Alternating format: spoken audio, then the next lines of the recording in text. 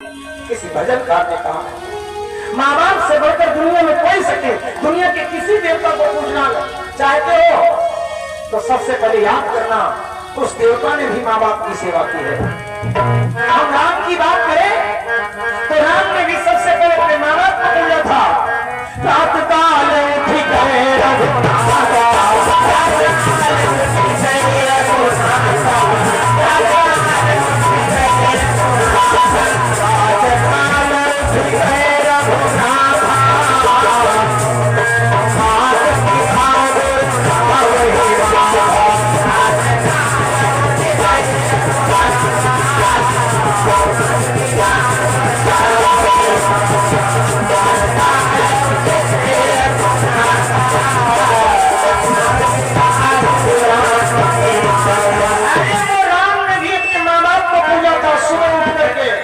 अपने माँ बाप को प्रणाम करते थे।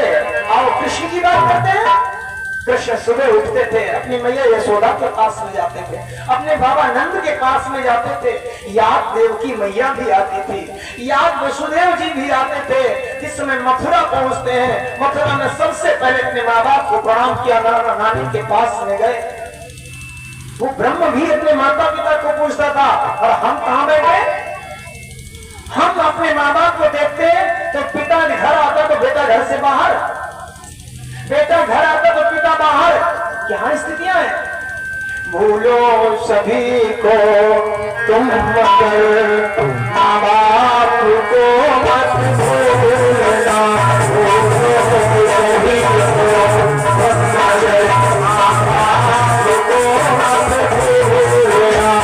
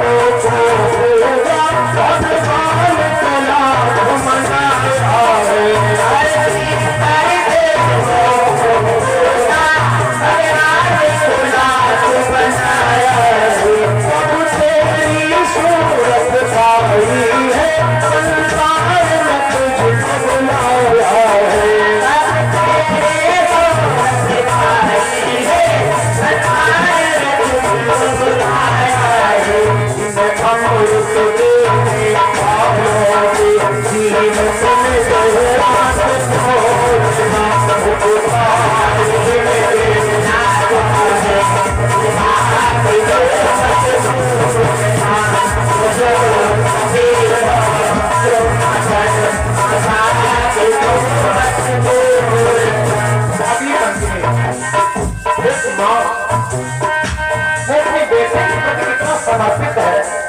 ये सब एक सत्य कह रहा है, क्या माँ है दुनिया में? माँ से बढ़कर दुनिया में कौन हो सकता भाई? अपने ही पेट पुकारता है, सबसे ही काया सजाई है। अपने पेट पुकारता है, सबसे ही काया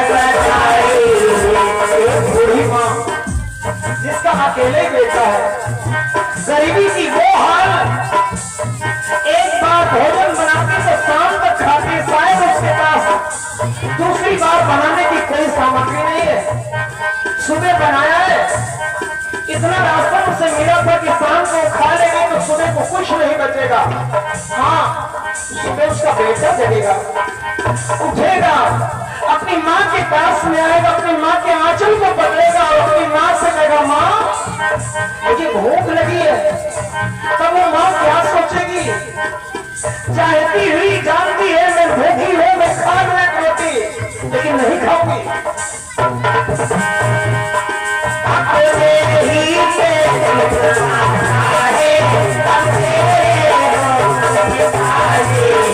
अपना हर को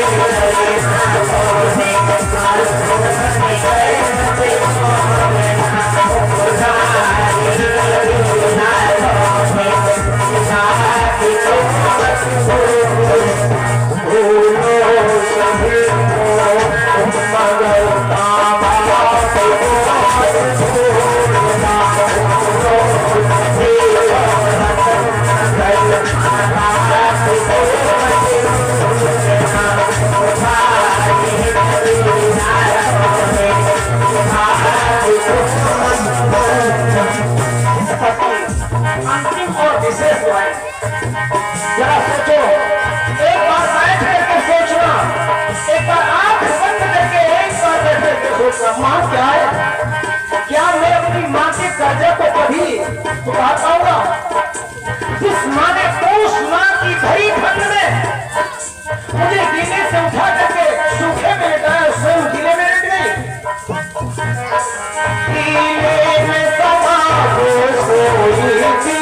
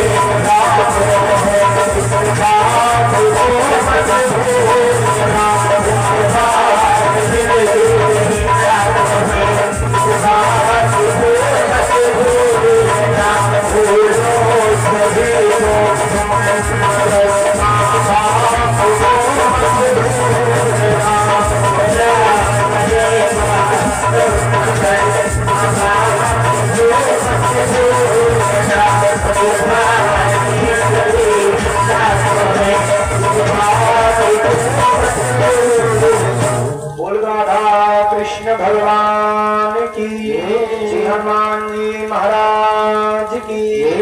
महाराज कलयुग जब शरण में आया, परीक्षित से अपने सारी बात कह दी। राजन, मेरे युग में एक बार राम नाम कहिए, आराम क्षण मात्र में आपको मिलेगा। मानस भी कहती है, कलयुग केवल नाम आधारा, सुमेरी सुमेरी नर उधर है। कलयुग में केवल राम नाम ही आधार है, इसके सिवा कोई आधार, चाहे कोई आधार की बात करो, आधार कार्ड की बात करो, बगैर आधार कार्ड कोई काम नहीं। बैंक जाओ तो आधार, अस्पताल जाओ तो आधार, घर जाओ तो आधार, बाहर जाओ तो आधार, स्कूल जाओ तब आधार। दुनिया में आधार एक ही बचा है, कलयुग केवल। ये कलयुग कह रहा है, कह रहा परीक्षित राजन, कलयुग केवल नाम आधारा, सुमेरी सुमेरी नर उधारा। कलयुग में केवल राम नाम ही आधार है। इस राम नाम की नवैया में बैठ करके आराम से हम इस भवसागर में अपने शरीर रूपी इस जीवात्मा को पार कर सकते हैं। महाराज कलयुग को मारना बंद कर। जब शरण में आया कलयुग तो परीक्षा ने कहा सुनो, जब तुम्हारे अंदर इतने गुण हैं तो हम मारेंगे नहीं तुमको, हाँ जो जगह देंगे वही तुमको रहना पड़ेगा। कलयुग को रहने के लिए परीक्षित ने 4 जगह दी। पहला द्यूतम पानम, जहां पर जुआ खेला जा रहा हो, जहां पर शराब पी जा रही हो, जहां पर मांस खाया जा रहा हो, जहां पर वैश्यों के साथ गमन किया जा रहा हो, जाओ 4 जगह है, रहो जाकर। कलयुग उदास हो गया। महाराज परीक्षित ने पूछा कलयुग उदास क्यों है तू, क्यों उदास है? कलयुग ने कहा महाराज क्या बताएं, मैंने सुना था आपके बाबा बहुत दानी थे, इतने बड़े दानी थे जिसकी जो इच्छा सो ले जाए। आपके बाबा इतने वीर थे, सत्य प्रदान चला सत्य भेदी बाण मारते थे। कलयुग ने इतनी बड़ाई करते थे, जब कोई बहुत ज्यादा बड़ाई करने लगे तो समझ जाना अब ये कुछ लेने की इच्छा कर रहा है। जो आपकी बहुत ज्यादा कोई बड़ाई करे समझना आप कुछ लेना। घर के अंदर जब जाओ और घर में आपकी पत्नी बहुत खुश होकर के बात करे और इतना खुश हो और हद से ज्यादा खुशी की बात करे और आपकी बहुत बड़ाई है, आप बहुत अच्छे हो, बहुत काम करके थोड़ा पहले पानी पियो के बाद जाना फिर जहाँ जाना आप काम करते रहना। समझ लेना अब कोई इनकी इच्छा है कुछ भी लेने की, अब हम नहीं जानते क्या लेने के लिए, लेकिन है जरूर कोई इच्छा, क्योंकि आज तक जितनी बड़ाई होती है उससे ज्यादा ओवर में बड़ाई चल रही है। इसका मतलब अपने बस में करके आपसे कुछ अपनी इच्छा प्रकट करना चाहती है। यही कलयुग करा। कलयुग ने हद से ज्यादा महाराज परीक्षित की बड़ाई की तो महाराज परीक्षित ने पूछा कलयुग ये तुझे कोई कष्ट हो तो मुझसे कह। कलयुग ने महाराज एक ही कष्ट है, 4 जगह चारों गंदी जगह है, कोई एक अच्छी जगह दे देते। हम भी जानते राजा के पास में गए थे और राजा ने मुझे बहुत अच्छी चीज दे दिया है, मैं याद रखता जिंदगी भर अपने पास में रखता। पता नहीं क्या हुआ परीक्षित के मुंह से निकल गया जा तुम्हारा सोने में बास हो। हाय कलयुग रास्ता ही देख रहा था, मैं अभी बात कर रहा था, जब तक आपकी कमजोरी आपका पड़ोसी नहीं जानेगा तब तक आपके ऊपर कभी वार नहीं कर सकता है, कभी भी आपको धोखा नहीं दे सकता, क्योंकि आप कमजोरी नहीं जानता। परीक्षित ने जैसे कहा कलयुग में तुम्हारा वास हो, हाय कलयुग को मौका मिल गया, छोटा सा रूप बनाया, परीक्षित खोपड़ी पर सवार हो गया, बुद्धि पर बैठ गया। हनुमान जी ने यही कहा था शनिश्चर से, ए शनिश्चर तुम सब कुछ करना हमारी बुद्धि पर मत आना, एक ही चीज हमारे पास है, न घर है न खेत न खरियान न रिश्तेदार न व्यवहार कुछ नहीं, मेरे पास केवल मेरी बुद्धि ही काम करती है, इस पर मत आना। वही परीक्षित की बुद्धि पर बैठ गया है? जैसे बुद्धि पर बैठा है परीक्षित को प्यास लगी, पानी कहाँ है, पानी ढूंढने लगे, ये तो भ्रमण करने लगे, कहीं पानी मिल जाए, कहीं पानी मिल जाए। दूर से देखा एक आश्रम है, हाँ आश्रम होगा तो जीव जंतु होंगे तो पानी की कोई व्यवस्था होगी। परीक्षित वहां से चल पड़ा पानी पीने के लिए। करीब में पहुंचा आश्रम के तो देखा बाबा बैठे हैं, बाबा आंख बंद किए बैठे, बाबा का नाम समीक ऋषि है, बैठे हैं तपस्या कर रहे हैं, ध्यान में मग्न है, अपने शरीर को भूल चुके हैं। परीक्षित और आगे बढ़े, परीक्षित ने देखा अभी इस बाबा ने आंख नहीं खोली, मैं जैसे आया मुझे देखकर कि इसने आंख बंद कर ली, इसका मतलब ये मुझे जलपान नहीं करवाना चाहता, अपना मुंह छिपा रहा है। मुंह छिपाना जानते हो, कोई घर ही जाओ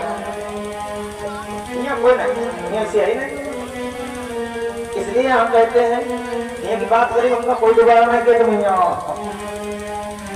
यहाँ की बात नहीं, किसी के घर जाइए उसका मन हो मुंह छिपा लेता, समझ लेना ये मुंह चुरा रहा है, अब ये उसे बोलना नहीं चाहता, हो सकता है इसके घर जाऊंगा तो घर में एक गिलास पानी भी नहीं पूछेगा, ये मुंह छिपा रहा है। कलयुग ने सोचा ये बाबा कैसा मुझे देखकर किसने आंख बंद कर ली, अरे मैं काला नहीं, कुरूप नहीं, अंगहीन नहीं हूँ, विचारी नहीं हूँ, कामी नहीं हूँ, उल्टा नहीं हूँ, फिर इस बाबा ने आंख क्यों बंद कर दिया? आहा मैं राजा हूँ, और राजा को इसने आंख खोल करके नहीं देखा, राजा का सम्मान नहीं किया। अच्छा, इस बाबा को अब हम मजा चखाएंगे। देखिए, इस समय परीक्षित के सिर पर कलयुग बैठा है। जब हम कोई गलत कार्य करते, किसी संत का अपमान करते, उस समय हमारे सिर पर कलयुग बैठा रहता है। परीक्षित के सिर पर कलयुग है। परीक्षित ने सोचा, इस महात्मा ने मुझे देख करके मेरा सम्मान नहीं किया, मेरा स्वागत नहीं किया है, अब इस महात्मा को मैं मजा चखाऊंगा। जैसे आंखें बंद किए हुए देखा, आंखों ने देखा कुछ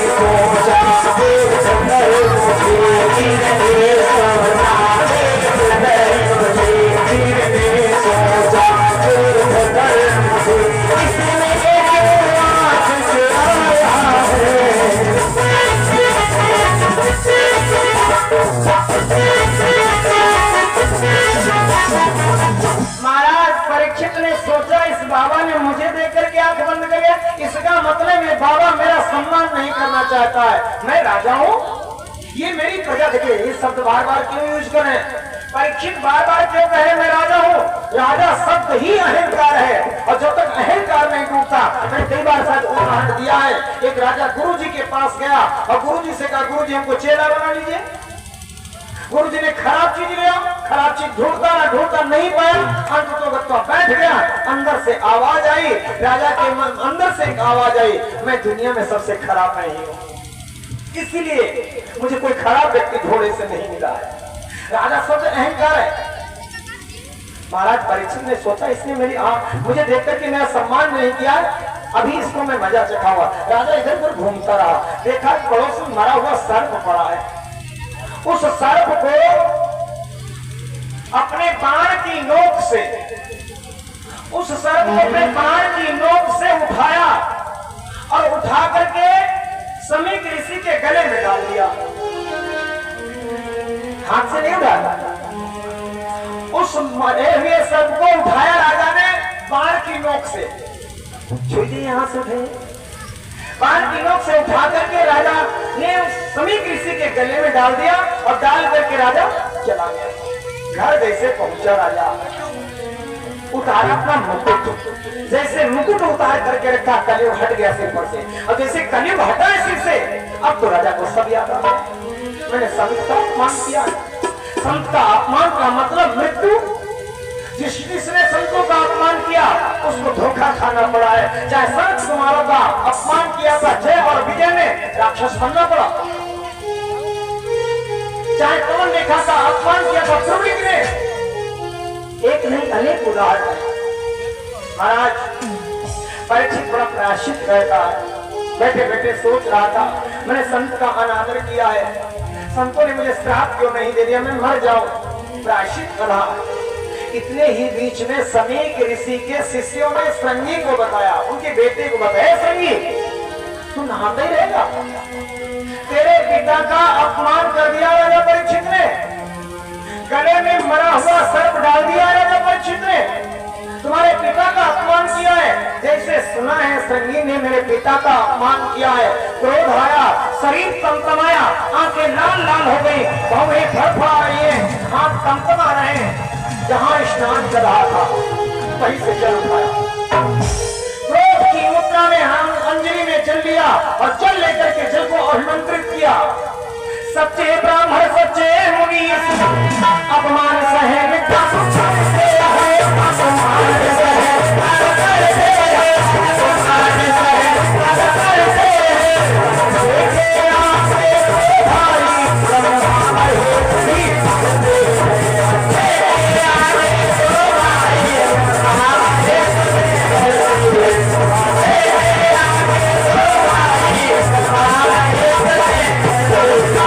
Hey!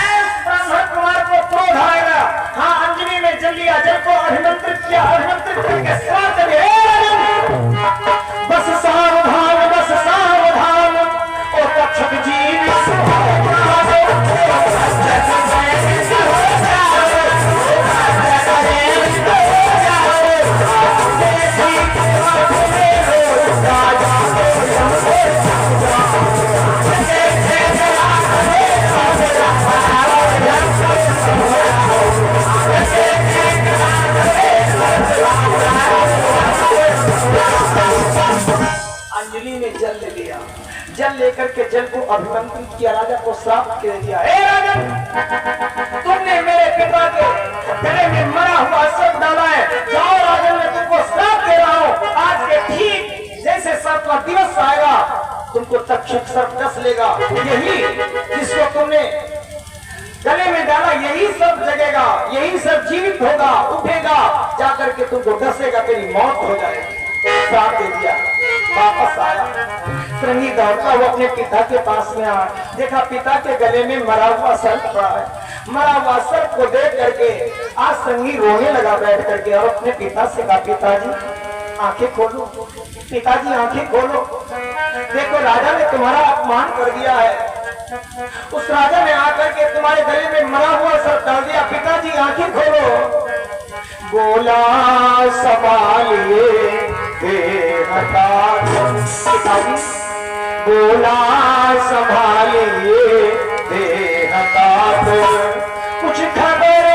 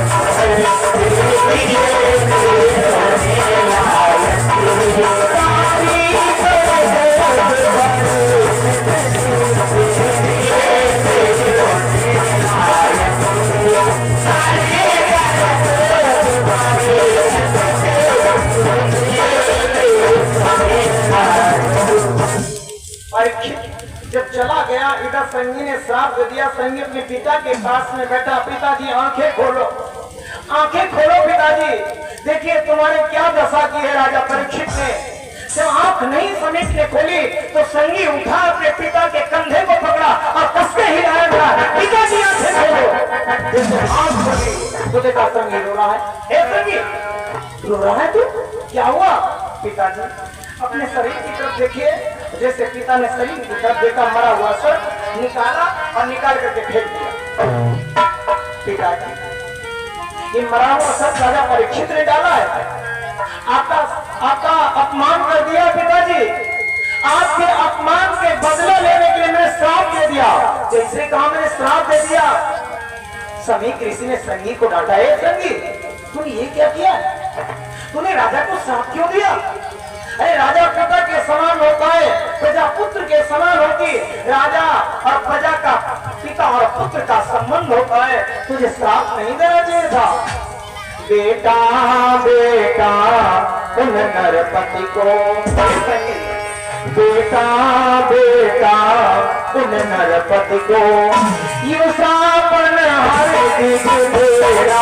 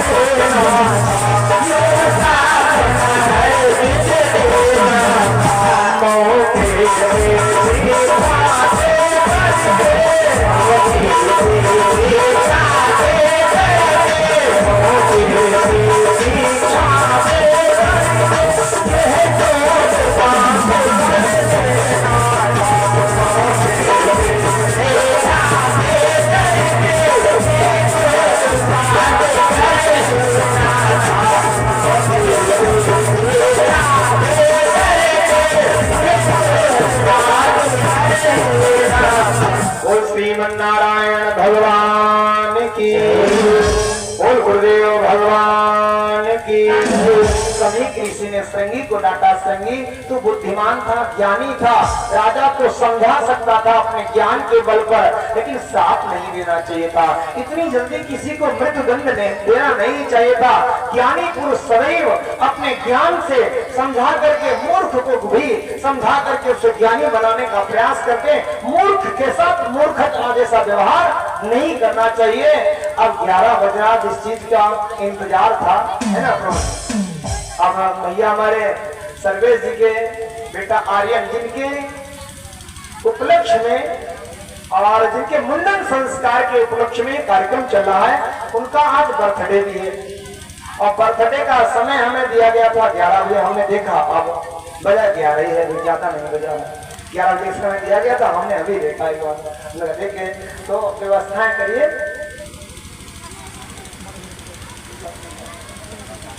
भैया पंकज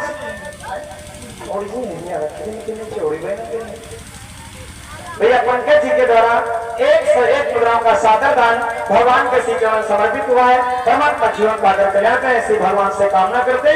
आप तब तक सामग्री लगाइए वहाँ मेज के पास में। अब भैया के जो सर्वेश जी का सुपुत्र हैं, उन्हीं के बर्थडे का कार्य इतने समय होगा। आइए भजन में बोलता हूँ, तब तक सामग्री लगा रहे हैं वहां पर। अब बर्थडे मैं सबसे चाहूंगा आप सभी लोग उस बेटे को आशीर्वाद दीजिए।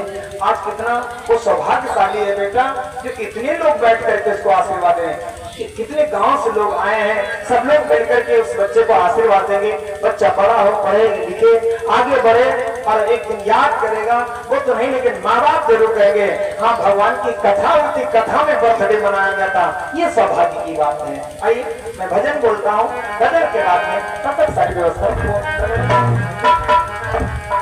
भगवान कन्हैया से भगत कहता है, प्रभु आपको मैं देखता हूँ, आप मुझे देखते रहिए।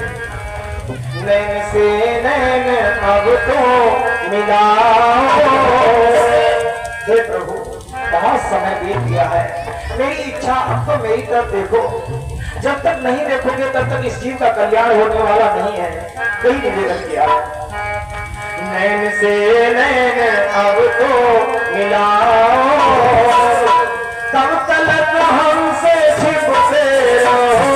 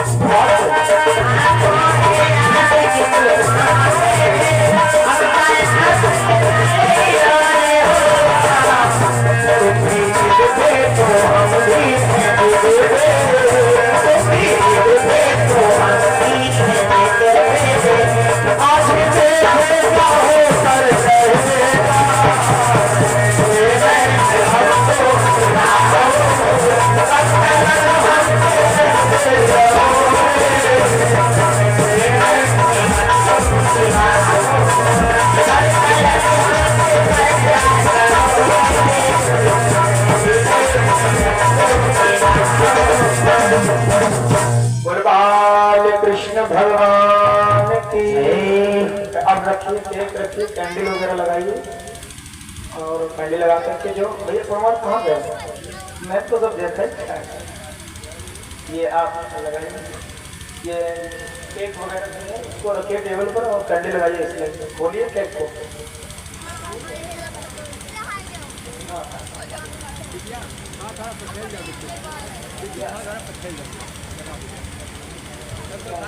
अच्छा वो अक्षत, चंदन और अक्षत और दीपक जलवाना उसी भैया से, क्यों पंखा वगैरह वहां नहीं डूबते, तो दीपक जलवा के रखना, दीपक को साथ में हम घी का दीपक जलवाएंगे, वो जलता हुआ भगवान के पास रख दिया जाएगा। ठीक है, कैंडल वगैरह अपना शांत करवाना था, शांत करवाना।